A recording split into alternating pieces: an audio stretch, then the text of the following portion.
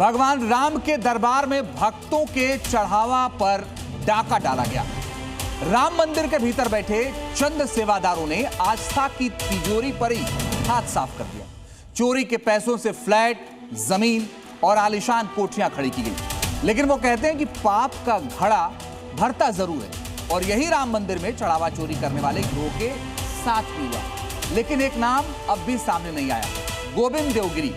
ना तो वो सफाई दे रहे हैं और ना ही एसआईटी की टीम अब तक उन तक पहुंच पाई है। सवाल है कि कोषाध्यक्ष के नाते उनकी भूमिका की जांच क्यों नहीं की जा रही है। देखिए ये रिपोर्ट।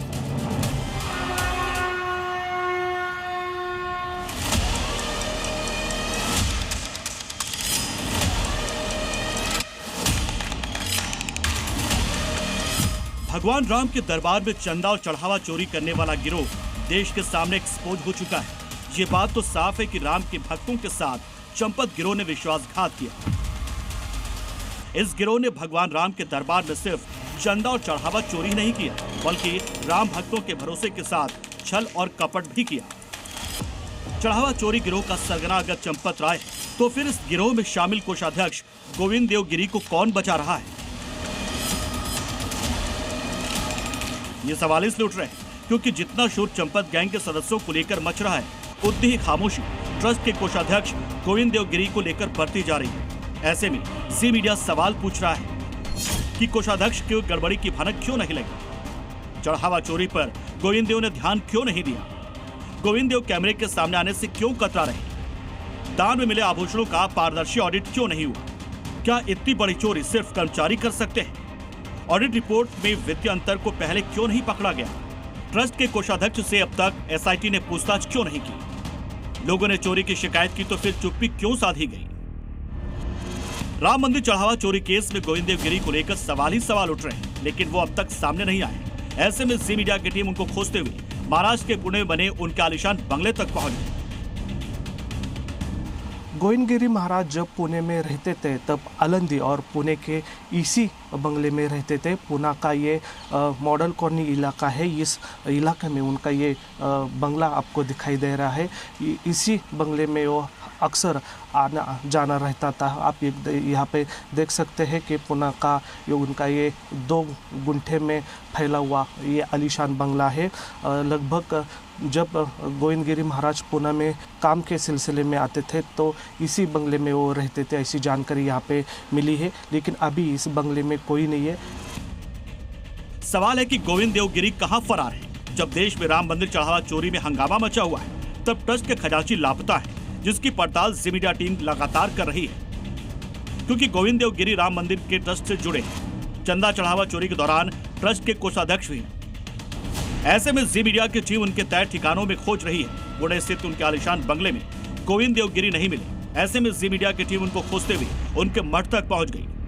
आप यहाँ पे देख सकते हैं कि पुणे का ये वेद श्री तपोवन करके आश्रम है और लगभग 11 एकड़ में फैला हुआ यह बहुत बड़ा मकान और ये प्रॉपर्टी आपको दिखाई दे रही है। इसी आश्रम में कल रात से गोविंद जी महाराज यहाँ पे बैठे हुए और शायद आज शाम को वो दिल्ली भी जाने की जानकारी यहाँ पे मिल चुकी है। और आप यहाँ पे देख सकते हैं कि पुणे में उनका एक मकान भी है और आलंदी में उनका यहाँ पे आश्रम भी है।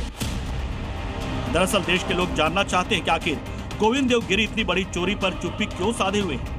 वो देश के लोगों के सामने आकर चंदा और चढ़ावा चोरी पर क्यों नहीं बोल रहे हैं? ये सवाल इसलिए उठ रहे हैं क्योंकि गोविंद देवगिरी राम मंदिर ट्रस्ट के कोषाध्यक्ष हैं। दान प्रबंधन की पूरी जिम्मेदारी उन्हीं की है, वित्तीय निगरानी का जिम्मा भी उनका है, लेकिन चंदा चोरी के जवाबदेही पर वो चुप है। जबकि पुलिस पूछताछ में संगठित तौर पर लूट की बात सामने आई है, यानी कि राम मंदिर में चढ़ावा चोरी की हिस्सेदारी ऊपर से लेकर नीचे तक सभी की थी।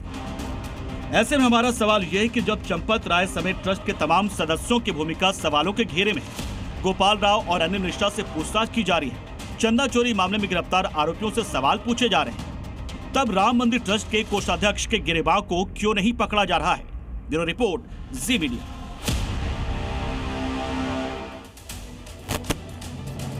अयोध्या के साथ ही संत समाज ने गोविंद देवगिरी को लेकर गंभीर सवाल उठाए। कोषाध्यक्ष जी अभी तक कहां हैं? इतनी बड़ी घटना हो गई, 8 लोगों की गिरफ्तारी हो गया, ये लोग कह रहे हैं अफवाह है, इल्जाम लगाया जा रहा है, तो उनको आकर के स्पष्टीकरण करना चाहिए था समाज के लिए कि समाज में जो अफवाह फैलाई जा रही है उस पर पर्दा डल सके। लेकिन कोषा अध्यक्ष जी चार्टर्ड प्लेन से भ्रमण कर रहे हैं पूरे भारतवर्ष का। प्लेन से अभी चार्टर्ड प्लेन है उनके बिल्कुल, अभी चार्टर्ड प्लेन से वो उज्जैन गए हुए थे, कालिदास संस्थान में कार्यक्रम था, वहां पत्रकारों ने जब उनसे जवाब किया तो वो होंठ पे उंगली धर करके चुप करा रहे लोगों को। कोषाध्यक्ष से पूछना चाहिए, जो मंदिर के व्यवस्थापक थे उनसे पूछताछ होनी चाहिए, जो एफसीआई में बैठते थे जहां कोष गिना जाता था उनसे पूछताछ होनी चाहिए थे। कोष नहीं हुई गोविंद गिरी से पूछताछ? तो वही तो मैं कह रहा हूँ कि क्यों नहीं हुई, एसआईटी वाले क्यों नहीं वहां जा रहे हैं, यहाँ नहीं आ रहे। क्या लगता है क्यों नहीं हुई? अब कुछ न कुछ तो झोल है इसमें, दाल में काला है, क्योंकि कोषाध्यक्ष के ऊपर सारी जिम्मेदारी होती है। कोष का मालिक कोषाध्यक्ष है, साइन उनके साइन से पैसा जाता है, जमा होता है। अब कहाँ है वो, किसको उन्होंने अथॉरिटी दे रखी है, ये तो एक समझने का विषय है। ये तो सामने आएगी, जांच में खुल करके बात सामने आएगी।